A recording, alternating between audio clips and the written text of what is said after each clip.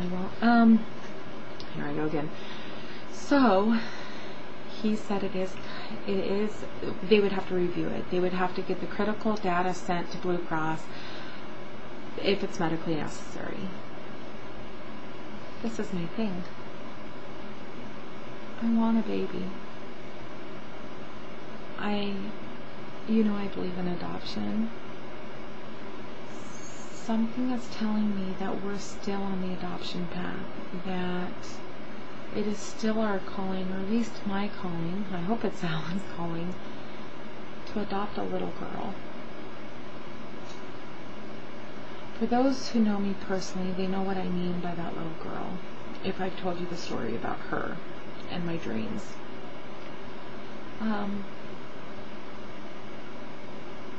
But I also believe that it is in my future to have a biological child.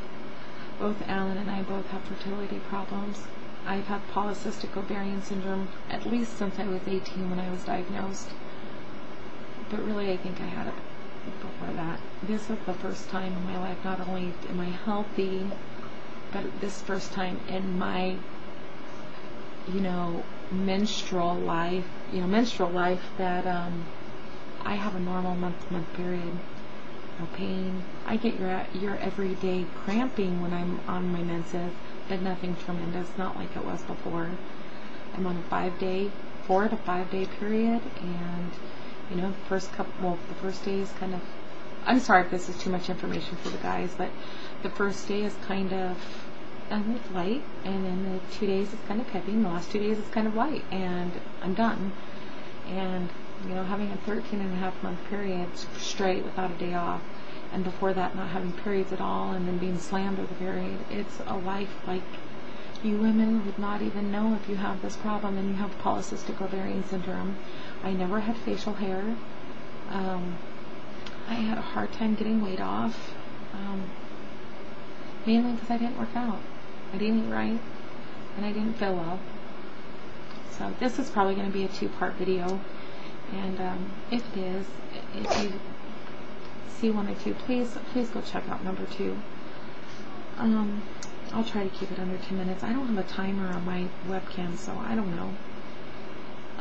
I just really want to talk about what I'm feeling, and when I tell you guys it's a life like you'd never know, I really want the pre-op and newly post-op people to know it is a life. I'm looking straight into my camera. It is a life like you will never know. It just does not affect you. It affects everyone around you. Everyone. And am I happy? Yes. I couldn't be happier. A lot of people talk about getting flamed or getting crap for being heavy. I come from a heavy world. Everyone around me is heavy, other than Spence and Alan. And new hair growth, sorry. I'm trying to remember what she said. My mom bought The Biggest Loser workout DVDs, and it was Pilates, and I thought, I want to try that, and they were all sitting in there while the kids were doing the Pilates. Mom was in the chair, Kelly was in the chair, her husband was in the chair, and Alan and I had just walked in. We still had our jackets, scarves, all that stuff on, and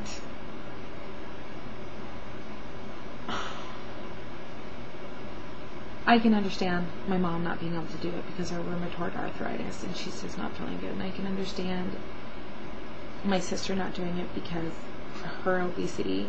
And to be honest, if I was still over 400 pounds, I wouldn't have been able to do it either.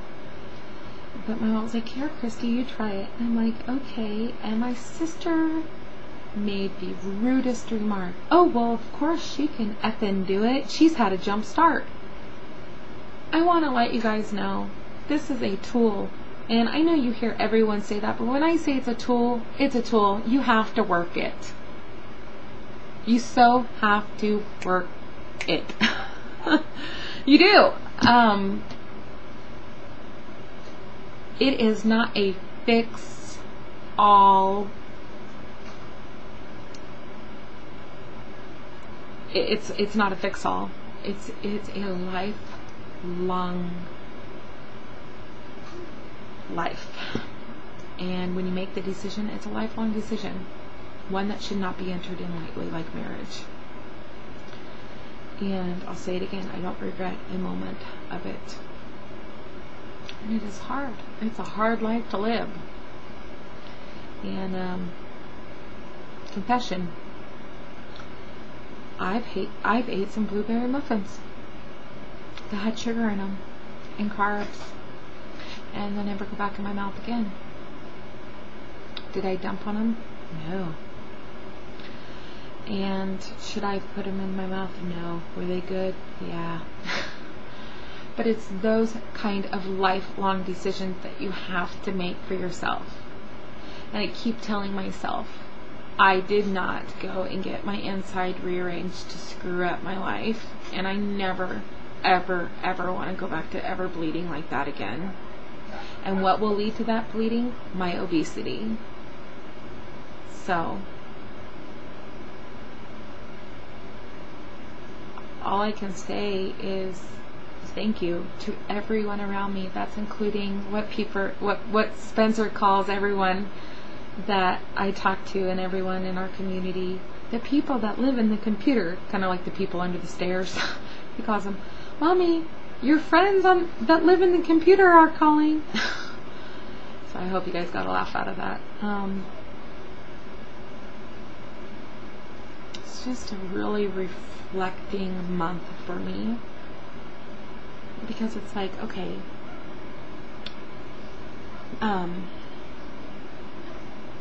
extra skin, see? Aw, skin. Sorry. So, have a baby. Plastics.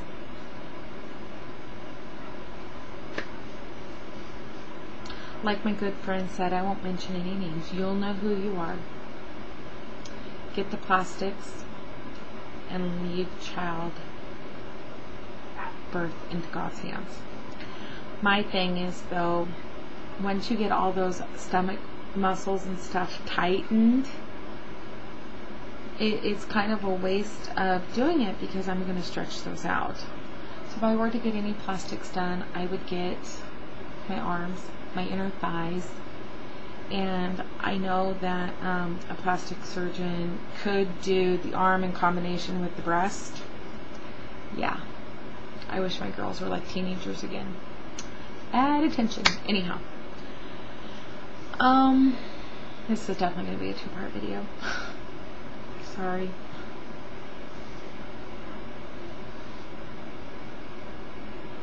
It's a time of my life where I just never thought of plastics. I've always thought about giving a child a home, and then I've got it in the back of my head. Do I bring a child into our home with Spencer having mental health issues?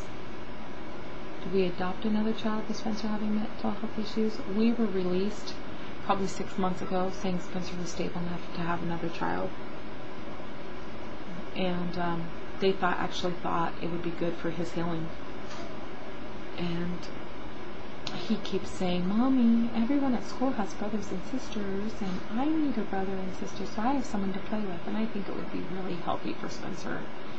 Now, with Spencer's diagnosis, we would never be able to adopt anyone older than Spencer because, like the therapist says, he needs to have his place in the family, and his place should be the oldest child, or he would relapse from it. So, plastic surgery, baby. It's a lot of choice. Another thing is there's 5 or 6 plastic surgeons in my area, and only one takes insurance. So that plastic surgeon is not a bariatric plastic surgeon. The bariatric plastic surgeon here